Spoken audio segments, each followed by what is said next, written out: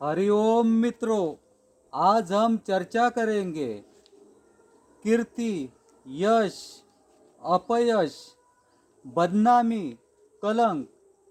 ये हम हाथ के ऊपर कैसा देख सकते हैं उसके बारे में आज हम जानकारी कर लेंगे। मित्रों, अगर आपने हमारे चैनल को सब्सक्राइब नहीं किया होगा तो कृपया सब्सक्राइब कीजिए, शेयर कीजिए, लाइक कीजिए। आइए देखते हैं। ये गुरु का उंगली है, ये शनि का उंगली है और ये सूर्य का उंगली है। ये बुध का उंगली है और ये सूर्य का उंगली, ये सूर्य पर्वत है। ये यहाँ से ऐसा पूरा सूर्य पर्वत है। ये सूर्य पर्वत के ऊपर अगर जाली होगी, अगर सूर्य पर्वत के ऊपर ऐसी जाली बनी होगी, अगर सूर्य पर्वत के ऊपर जाली बनी होगी ऐसी, तो ऐसे इंसान हमेशा ज़्यादा झूठ बोलने वाले होते हैं, हमेशा बढ़ा चढ़ाकर हर बात बोलने वाले होते हैं। अगर 5,000 का खर्चा किया तो 15,000 बोल देते हैं। और घर में दाल रोटी खाए होंगे तो भी बोलेंगे कि हमने पंच पकवान खाया है। और हमेशा वो अपनी बात बढ़ाकर बोलते हैं। अगर पगार होगा 10,000 तो बोलेंगे 30,000 भी बोल सकते हैं। ऐसी इनको बढ़ा चढ़ाकर हमेशा अपनी हमेशा बढ़ाई मारने की आदत होती है। और अगर ये जाली भी नहीं होगी, ये जाली नहीं होगी, लेकिन ये जो सूर्य पर्वत है, ये अनामिका का ये जो पहला पेरा है, ये उभरा हुआ होगा। सब पेरे समान है, लेकिन ये जो पेरा होता है ये ज़्यादा ऐसा उठा हुआ, यही पेरा एक। बाकी के तो सब बराबर है, लेकिन ये सबसे ज़्यादा उठा हुआ अगर ये होगा तो भी ऐसे इंसान को अपनी बड़ाई मारने की आदत होती है। हमेशा वो अपनी हमेशा बात हमेशा आगे दौड़ते रहते हैं, हमेशा अपने आप को ज़्यादा होशियार समझते हैं। सामने वाले को बोलने ज़्यादा नहीं देते, वो अपनी बात बताते रहते हैं। और यहाँ पर अगर ये उठा हुआ होगा और यहाँ पर जाली होगी तो ऐसे गुण उनके अंदर दिखाई देते हैं, ऐसा उनका स्वभाव होता है। और अगर इस सूर्य पर्वत के ऊपर अगर ज़्यादा रेखाएं होंगी, पर्वत के ऊपर अगर ज़्यादा रेखाएं होगी, सूर्य रेखा ज़्यादा होगी, तो ऐसे इंसान कला प्रेमी होते हैं। लेकिन ज़्यादा रेखा होने के वजह से इनकी योजनाएं असफल हो जाती है। ये एक ही कला में टिकते नहीं है, इनका मन हर कला में जाते रहता है। कोई भी कला उनको, हर कला तो इन्हें पसंद आती है और वो सीखने की कोशिश करते हैं।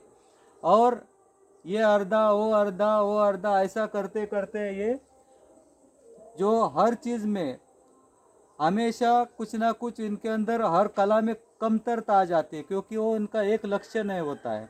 हमेशा वो बदली करते रहते हैं और एक साथ बहुत सी कलाएं सीखने का कोशिश करते हैं। इस वजह से इनको जीवन में असफलता मिलने का संभव बन जाता है। इसलिए ज़्यादा रेखा सूर्य पर्वत के ऊपर अच्छी नहीं है।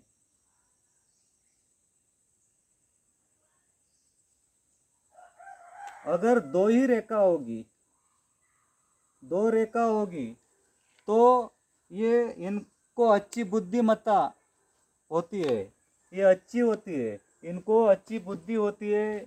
अच्छे दो क्षेत्र में, कोई भी दो कला या दो क्षेत्र में ये अपना जीवन में प्रगति कर सकते हैं और इनको जीवन में यश मिल जाता है, दो रेखा होगी तो। लेकिन उनको अगर आड़ी टेढ़ी अगर कोई रेखाएं काटती होगी तो असफल होने का संभव बन जाता है। अगर दो रेखा अच्छी साफ सुथरी होगी, अगर कोई रेखाएं उनको काटती नहीं होगी, तो ये दो कला इनके जीवन में प्राप्त कर लेते हैं और उनके ऊपर वो यशस्वी बन जाते हैं।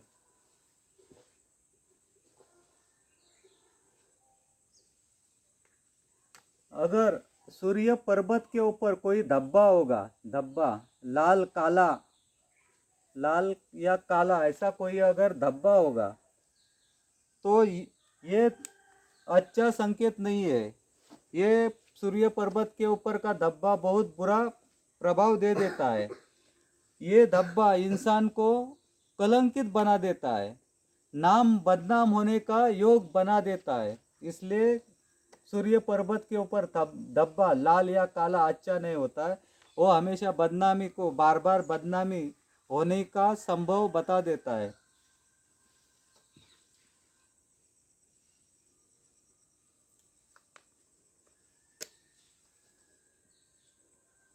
अगर फुल्ली होगी, सूर्य पर्वत के ऊपर अगर फुल्ली होगी तो ये फुल्ली के वजह से हर काम में, हर यश में इन्हें रुकावटें आ जाती है।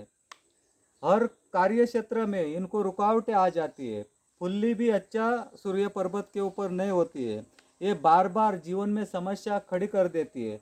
हर कार्य क्षेत्र में उनको रुकावटें आ जाती है, संघर्ष करना पड़ता है, बार बार अपयश का सामना करना पड़ता है।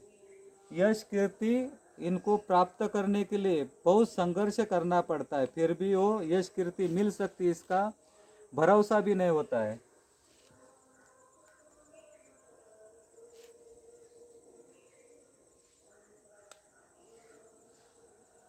अगर स्टार चिन्ह होगा, सूर्य पर्वत के ऊपर अगर स्टार चिन्ह होगा, ये ऐसा अगर स्टार चिन्ह होगा और रवि रेखा अच्छी होगी, रवि रेखा अच्छी होगी, सूर्य रेखा को अगर स्पर्श करती नहीं होगी तो ये इंसान को यश दे देती है। लेकिन बहुत परिश्रम करने के बाद, बहुत श्रम करने के बाद इनको यश मिल जाता है। और ये यश कब मिलता है तो जीवन में देरी से मिलता है। अगर ये स्टार होगा, लेकिन सूर्य रेखा भी होनी चाहिए, तभी वो बहुत श्रम करने के बाद, संघर्ष करने के बाद, मेहनत करने के बाद यश दे देता है। और वो जीवन में देरी से देता है, यानी कि 50-60 साल के बाद भी दे देता है ये।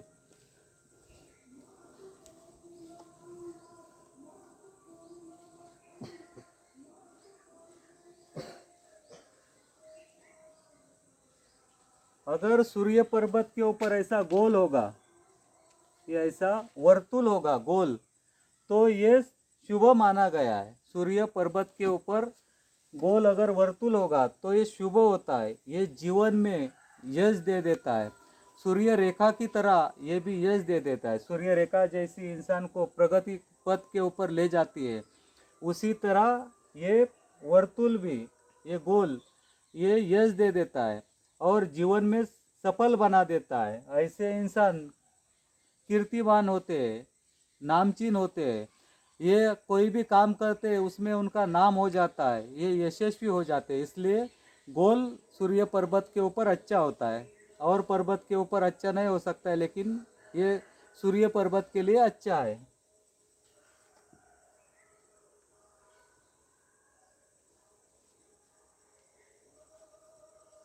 अगर त्रिकोण होगा, सूर्य पर्वत के ऊपर अगर त्रिकोण होगा तो ये हमें ये बता देता है कि जो वो कला सीखते हैं, अपने जीवन में जो कला सीखते हैं, वो उनको जीवन के लिए पूरक होती है। वो जीवन में धन दौलत कमाकर उस कला से इनको यश मिल जाता है। जो कला सीखेंगे उसमें वो बहुत ऊंचाई पर पहुंच जाते हैं। जिस कला के ऊपर उनका ज़्यादा प्रेम होता है, वो कला को यशस्वी बनाने का ये संकेत मिल जाता है।